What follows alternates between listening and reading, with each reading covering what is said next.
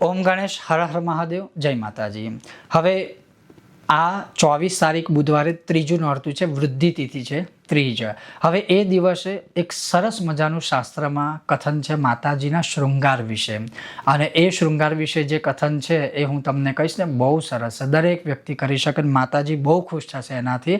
કારણ કે ઘણી બધી પૂજાઓમાં અમે જ્યારે રાજોપચાર પૂજા આવું બધું હોય ત્યારે આ બધું અમે કરાવતા હોઈએ છીએ, કેમ કે લખેલું છે માતાજીને વાલું છે એટલે। હવે એ વસ્તુ તમે જાતે પણ જો આ ત્રીજ તિથિએ કે ત્રીજા નોરતાએ કરો તો માતાજીની કરેલી પૂજા એ દિવસને સંપૂર્ણ પરિપૂર્ણ થશે, માતાજી ખુશ થશે, મનોકામના પૂરી કરશે। હવે છે શું એના વિશે આપણે આજે સત્સંગ કરીશું। જો તમને આ સત્સંગ વિશે વિડીયો પસંદ આવે તો તમે લાઇક કરજો, શેર કરજો ને ચેનલ પર નવા હોય તો સબસ્ક્રાઇબ કરજો। ચાલો સત્સંગ શરૂ કરીએ। દુર્ગા ભક્તિ તરંગિણી આ ગ્રંથ એવું કહી રહ્યો છે કે અહીંયા એવું લખેલું છે કે આસો મહિનાની ત્રીજા નોરતે કે ત્રીજી તિથિએ કોઈ પણ મનુષ્ય જો બને તો બહેનો કરે, સ્ત્રીઓ તો વધુ સારું, બાકી પુરુષ પણ આ ક્રિયા કરી શકે।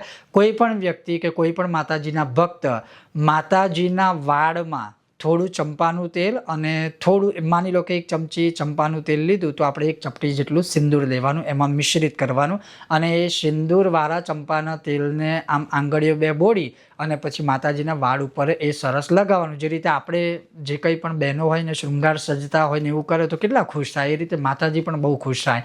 એટલે એ ચંપાના તેલમાં થોડું ચપટી સિંદૂર નાખી મિશ્રિત કરીને માતાજીના વાળ ઉપર લગાવવાનું, અને જ્યારે તમે વાળ ઉપર લગાવો ત્યારે એક આઈનો હાથમાં પકડીને માતાજીને આમ બતાવવાનો દર્પણમાં, માતાજીનું મુખ અને વાળ જે છે શણગારેલા માતાજીને બતાવવાના।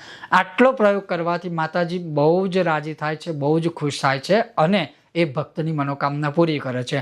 હવે અમુક પ્રશ્નો તમારા મનમાં ઉપજી શકે છે। એ પ્રશ્નો શું કદાચ હોઈ શકે? તો એ પ્રશ્ન એવા હોઈ શકે કે અમારે માતાજીની પિત્તળની, તાંબાની કે ચાંદીની કે મૂર્તિ છે તો શું મૂર્તિમાં થાય આ પ્રયોગ? જી હા, કરી શકો।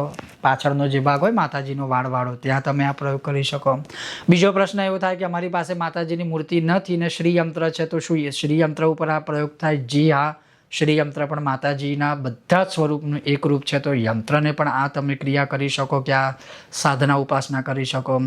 પછી બીજો પ્રશ્ન કદાચ એવો થઈ શકે કે પછી એ જે તેલ સિંદૂર ને બધું હોય તો પછી શું કરવાનું? તો બીજા દિવસે તમે એને લૂછી નાખો તો ચાલે।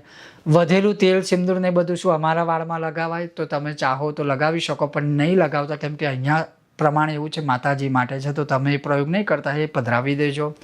પછી એવું વસ્તુ થઈ શકે કે કોઈની પાસે પ્લાસ્ટિકની મૂર્તિઓ છે તો શું પ્લાસ્ટિકની મૂર્તિઓમાં આ બધું થાય? બિલકુલ નહીં કરતા। પ્લાસ્ટિકની મૂર્તિમાં પ્રયોગ કરવાનો કોઈ અર્થ નથી। શાસ્ત્રમાં પ્લાસ્ટિકની મૂર્તિઓ ઘરમાં કે મંદિરમાં રાખવાનું કોઈ વિધાન છે નહીં, તો આ પ્રયોગ નહીં કરતા।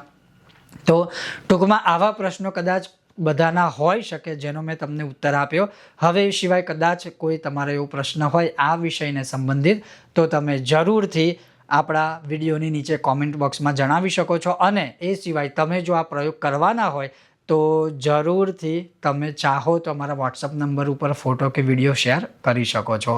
ઓમ ગણેશ, હર હર મહાદેવ, જય માતાજી।